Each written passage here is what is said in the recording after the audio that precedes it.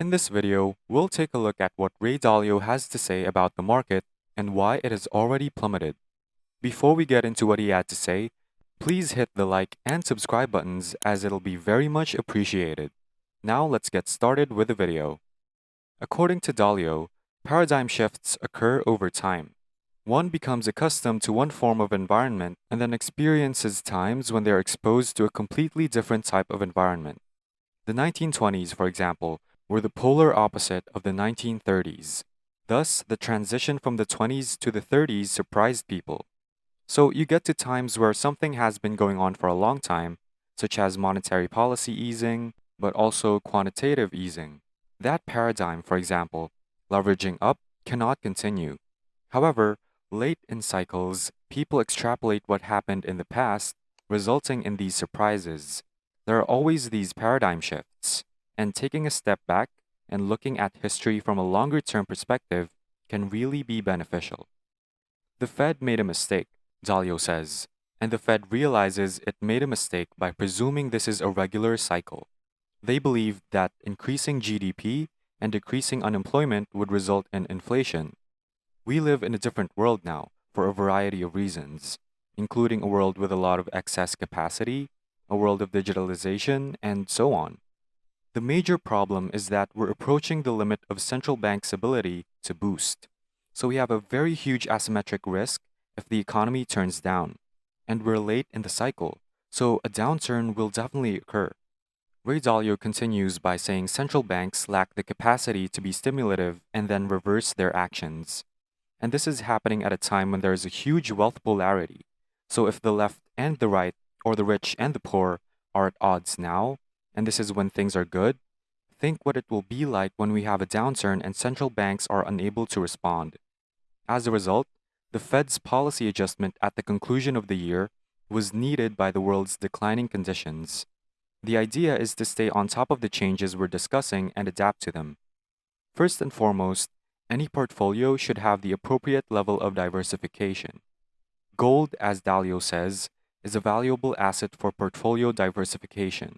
However, a focused portfolio is not appropriate for everyone. People can focus on one point Dalio makes: building a balanced portfolio, which is the most important thing they can do right now because wealth can't be destroyed as much as it can be transferred. Right now, the world appears to be leveraged long. In other words, there has been a lot of borrowing to purchase assets in order to purchase enterprises. Companies have borrowed money to repurchase their stock, and so on. That whole leverage long movement is where the markets are. There's a sensitivity to that kind of portfolio, and gold is one of the assets that helps diversify that. Dalio feels that gold should always be a part of a portfolio since there's an environment that diversifies the portfolio well and an environment to be concerned about. He also believes that this type of atmosphere has become more dangerous recently.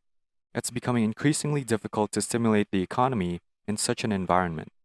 There is a desire to depreciate currency values. Consider a bond.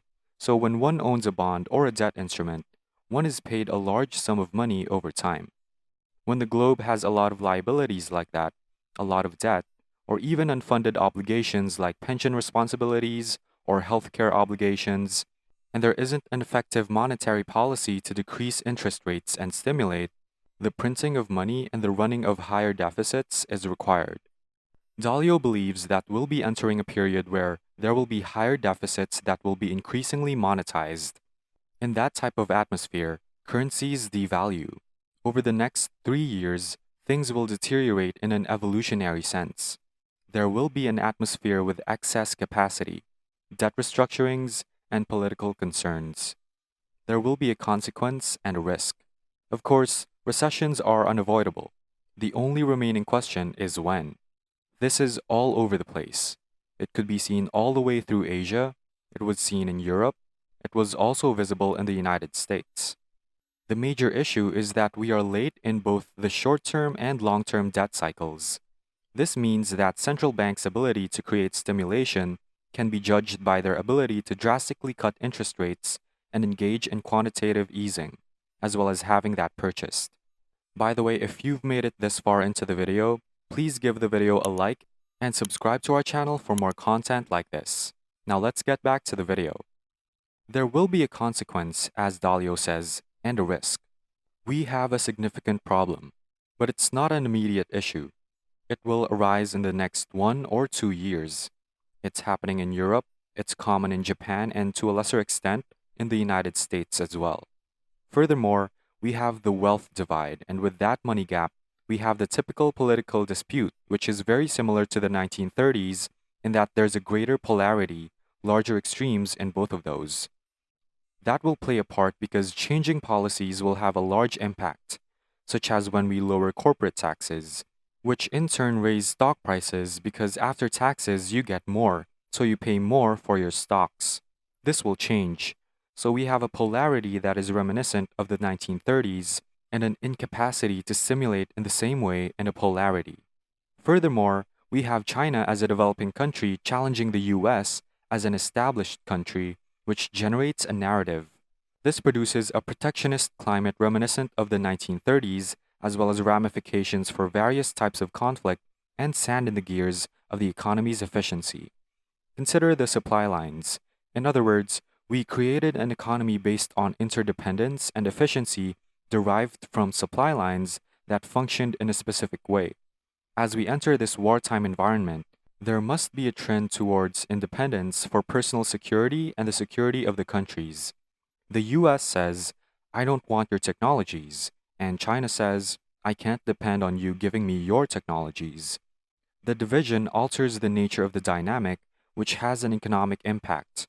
Those influences are strikingly comparable to those again of the late 1930s. They are evolutionary factors, but they will result in a paradigm shift during the next 3 years. Dalio believes that the world we'll be in will be extremely different from the world we've been in. The world we were in began in 2008, with central banks creating money and supporting the economy, and it's now reaching its limit. That is why there will be a paradigm change. So, what is meant by a depression? Similar to what occurred in the 1930s, from 1929 to 1932, there was a drop in the economy with a double-digit unemployment rate and a drop in the economy of around 10%. They printed a lot of money, and the government implemented the same types of programs that we have now. The money then triggered an expansion from that point forward. How long does it take for the stock market to surpass its highs or for the economy to surpass its previous highs? A very long time. That's where we are right now, Dalio says, and it's happened numerous times throughout history. It has a framework to it. This is not a downturn, this is a breakdown, an operation, money and credit production. What you'll see is a combination of money printing and redistribution.